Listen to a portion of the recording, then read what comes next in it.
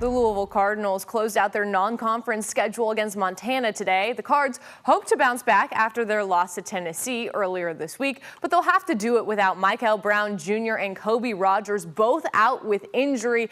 Michael Brown Jr. dealing with that lower back injury and Kobe Rogers in concussion protocol. They did it by going inside. Ryan Conwell lobs it up to Sananda Frew. He goes on an 8-point run by himself to give the Cards a 7-point lead. Isaac McNeely finding his shot from beyond the arc. He went 4 for 6 from distance and finished with 16 points, his most since the Indiana game. And Ryan Conwell, of course, providing pressure on D when he takes it up. He pulls a little quick move to get the bucket and one in the second half. Cards lead 44-25.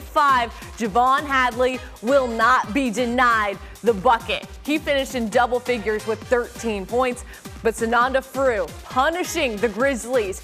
And you can't stop the freight train from coming. You can only get out of the way. Look at the slam. Season high of 18 points and 8 rebounds, and the Cards finished non-con with a 94-54 win.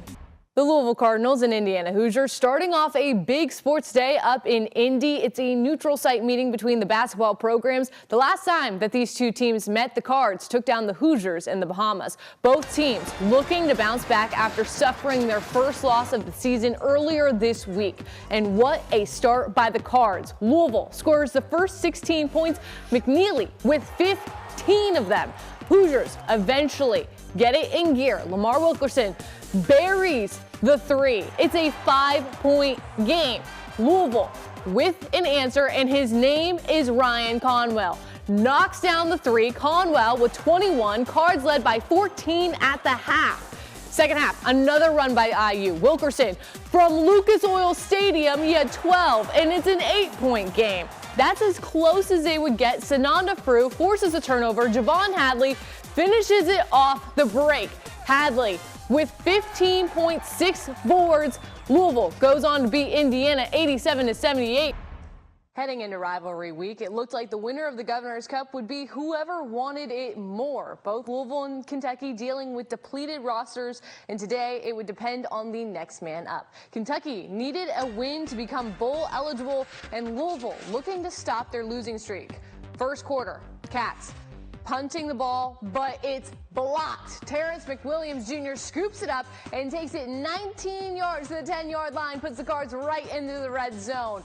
Miller Moss would take the opportunity and jump over the pile to put the Cards up 7 first. Louisville up by 10 now. On 4th and 1, Moss fires to a wide open Jacob Stewart. He takes it 46 yards to the house, getting another 7.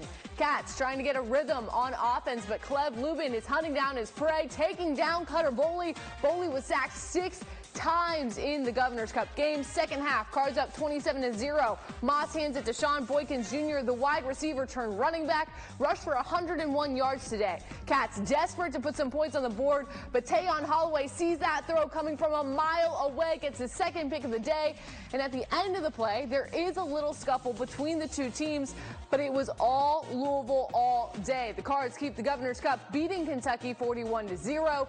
Sports Director Ken Spencer shares how breakout performance. Thank you, Kent. The other big game in Indy, the Big Ten championship between number 1 ranked Ohio State and number 2 ranked Indiana. First quarter, Hoosiers up by 3. Mendoza trying to drive down the field, but a bad bounce leads to an interception.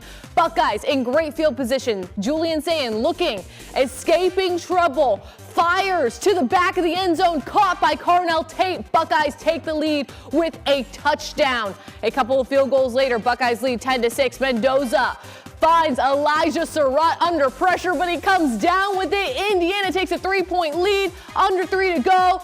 Ohio State misses a 27-yard field goal. Mendoza trying to ice the game in the final 2 minutes, finds Charlie Becker, his target all night long. He had 126 yards. Indiana wins their first ever Big Ten championship, beating the number 1 Ohio State 13-10.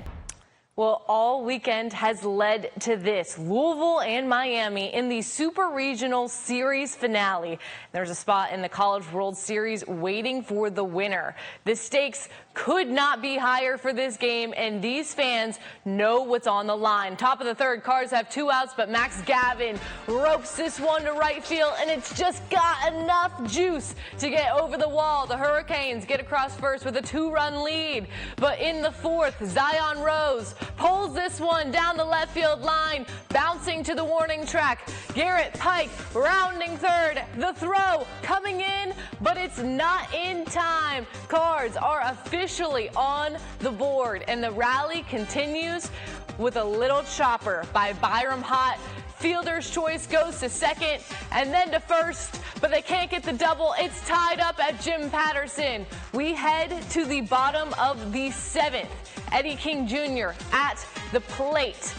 He hits a liner to center. Miami center fielder diving for the catch, and he doesn't come up with it. The Cards stay alive and score off the double, and that's going to be enough to send the Cardinals back to Omaha. For the first time since 2019, Louisville beats Miami 3-2. Trinity looking to three-peat in the Class 6A state championship, facing undefeated South Warren. The Rocks already up 6 when Jamarian Berry goes up the sideline, finds some space, breaks his way into the end zone, and a successful 2-point conversion gives Trinity a 14-point lead. Still first half, Rocks back with the ball. Zane Johnson launches to cross Watson. Trinity leads 21-0 at the half. Second half, Berry finds a seam, and here he comes.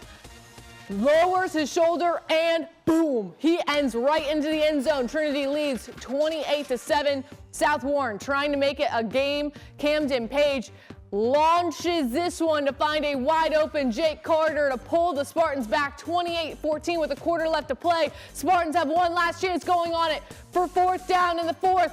Page, and it's just not there. Trinity wins it and takes home the trophy for a 3rd year in a row, 28-14. Head coach Jay Cobb said after how his team has grown over the last few years. Oldham County at South Oldham was all about the return of Jamie Reed. The Colonels head coach led the Dragons for 13 years. Both teams come into this one 3-1 on the season. First drive for the Dragons, a pitch out to Anthony Dixon, avoids the grab and finds a massive hole. He's not going down for the first down. He's going all the way to the house. South gets on the board first. The Colonels with the ball. A flea flicker turned fumble. The ball recovered back to quarterback Derek Dees, scrambles, fires to the open Jaden Corum. Not exactly how you drew it up, but a first down all the same. Chaos. Oldham can't convert on that drive, but knocking on the door in the second quarter. Dees looking, scrambling, throws it up to the wrong colored jersey. South defends home turf by beating Oldham 14-11. All season long, Cal has been working for this moment, their chance at a 4th straight state championship. This year, their opponent would be Murray. The Centurions saying the 4P is pending. Please stand by. They started fast. Jeffrey Vazana running around the entire Murray defense to put Cal on the board first. Sophomore Jackson Burke, who holds the national record for completion percentage, finds Stone Perkins wide open in the end zone to put Cal up 14.